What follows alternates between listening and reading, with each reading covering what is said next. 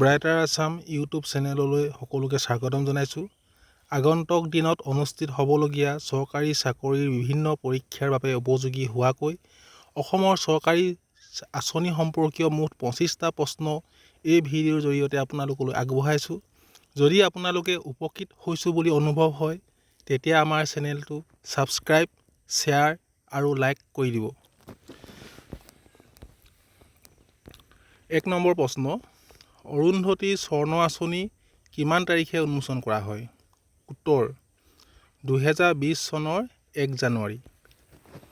2 number প্ৰশ্নটো, অৰুন্ধতী স্বৰ্ণ আঁচনিৰ অধীনত বছৰি নিৰ্ধাৰিত ধনৰাশিৰ পৰিমাণ কিমান? 800 কোটি টকা। অৰুন্ধতী স্বৰ্ণ আঁচনিৰ অধীনত 5 লাখ টকাৰ তলৰ আয়ৰ প্ৰত্যেকগৰাকী কন্যাক 10 গ্ৰাম সোণ উপহাৰ হিচাপে প্ৰদান কৰা হয়। ইয়াৰ পিছৰ প্ৰশ্নটো হ'ল, অসম অৰুণোদয় আঁচনি কেতিয়া উন্মোচন কৰা হয়? 2020 চনৰ 2 অক্টোবৰ তাৰিখে। 4 নম্বৰ প্ৰশ্নটো, অটল অমৃত অভিযান স্বাস্থ্য বীমা আঁচনিখন কেতিয়া উদ্ভাৱন কৰা হয়? উত্তৰ 2016 চনৰ 25 ডিচেম্বৰ তাৰিখে।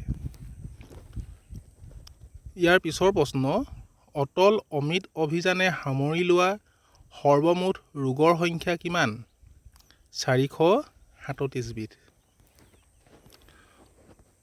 6 নং প্ৰশ্ন, অটল অমৃত অভিযানে সামৰি লোৱা সৰ্বমুঠ 437 বিধ ৰোগক কেইটা শ্ৰেণীত বিভাজন কৰা হৈছে? উত্তৰ 6টা শ্ৰেণীত। এই 6টা শ্ৰেণী হ'ল হৃদৰোগ, কৰ্কট ৰোগ, বৃক্কজনিত ৰোগ, নৱজাতকৰ ৰোগ, স্নায়ৱিক ৰোগ আৰু পোৰা বা বাৰ্ণ। 7 নম্বৰ প্ৰশ্ন, অটল অমৃত অভিযান স্বাস্থ্য বীমা আঁচনিৰ অধীনত নিৰ্ধাৰণ কৰা বীমা ৰাশিৰ পৰিমাণ কিমান? উত্তৰ 2 লাখ টকা।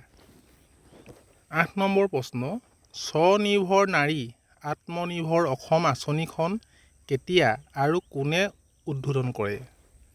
উত্তৰ 2020 চনত অসমৰ প্ৰাক্তন মুখ্যমন্ত্ৰী সৰ্বানন্দ সোণোৱালে।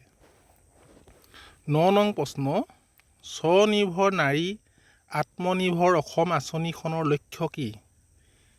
3.72 লাখ অৰ্থাৎ 3,72,000 স্থায়ী ব্যক্তিগত আৰু 822 সামূহিক সম্পদ সৃষ্টি কৰা। 10 নং প্ৰশ্ন উত্তৰ, সাৰথি আঁচনিখন কি বুলি পৰিচিত? উত্তৰ মুখ্যমন্ত্ৰীৰ ষ্টাৰ্ট-আপ ফাণ্ড। ইয়াৰ পিছৰ প্ৰশ্ন, ৰাজ্যখনৰ নতুন উদ্যোগীৰ বাবে আৰম্ভ কৰা আঁচনিখনৰ নাম কি? সাৰথি। 12 নম্বৰ প্ৰশ্ন, সাৰথি আঁচনিৰ অধীনত ঋণৰ সৰ্বোচ্চ পৰিমাণ কিমান? উত্তৰ 10 লাখ। 13 নম্বৰ প্ৰশ্ন, আপোনাৰ আপোন ঘৰ আৱাস ঋণ ৰাজসাহায্য আঁচনিৰ জৰিয়তে প্ৰদান কৰিবলগীয়া ৰাজসাহায্যৰ পৰিমাণ কিমান? উত্তৰ 2.5 লাখ টকা।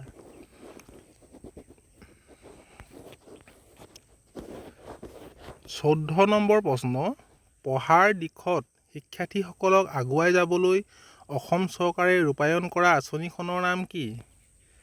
উত্তৰ অভিনন্দন শৈক্ষিক ঋণ ৰাজসাহায্য আঁচনি। 15 নম্বৰ প্ৰশ্ন, আমাৰ দোকান আঁচনিখন অসম চৰকাৰৰ কোনটো বিভাগৰ অধীনত?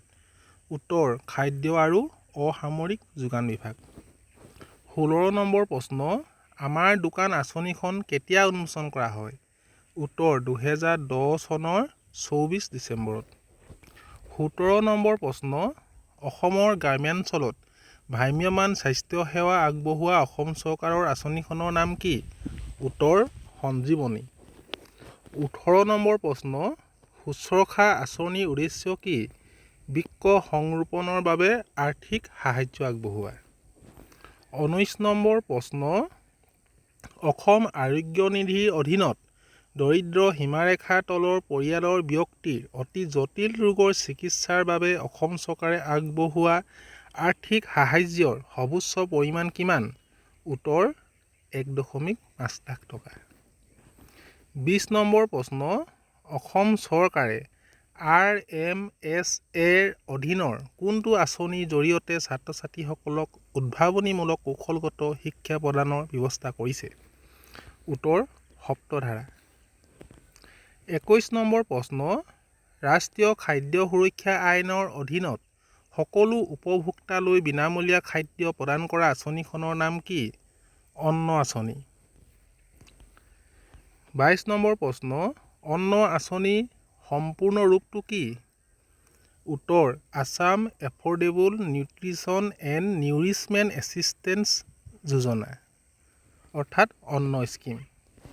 23 নম্বৰ প্ৰশ্ন, অসমৰ সকলো পৰিয়াললৈ প্ৰতিমাহে 30 ইউনিটলৈকে বিনামূলীয়া বিদ্যুৎ প্ৰদান কৰা আঁচনিখনৰ নাম কি? উত্তৰ জ্যোতিষ্মান অসম। 24 নম্বৰ প্ৰশ্ন, শ্বহীদ কুশল কোঁৱৰ সাৰ্বজনীন বৃদ্ধ পেঞ্চন আঁচনিৰ অধীনত আগবঢ়োৱা মাহেকীয়া পেঞ্চনৰ পৰিমাণ কিমান? উত্তৰ 250 টকা। আজিৰ ভিডিঅ'টোৰ একেবাৰে অন্তিম প্ৰশ্ন নম্বৰ 25, 40 বছৰতকৈ অধিক বয়সৰ অবিবাহিত আৰু বিবাহ বিচ্ছেদ হোৱা মহিলাক পেঞ্চন প্ৰদান কৰা অসম চৰকাৰৰ আঁচনিখনৰ নাম কি? উত্তৰ আইডিয় সন্দিকৈ মহিলা সন্মান আঁচনি। আজিৰ ভিডিঅ'টো ইমানেই আছিল। অনুগ্ৰহ কৰি আমাৰ চেনেলটো ছাবস্ক্ৰাইব, লাইক, শ্বেয়াৰ আৰু কমেণ্ট কৰিব। ভিডিঅ'টো সম্পূৰ্ণকৈ চোৱাৰ বাবে সকলোলৈকে ধন্যবাদ।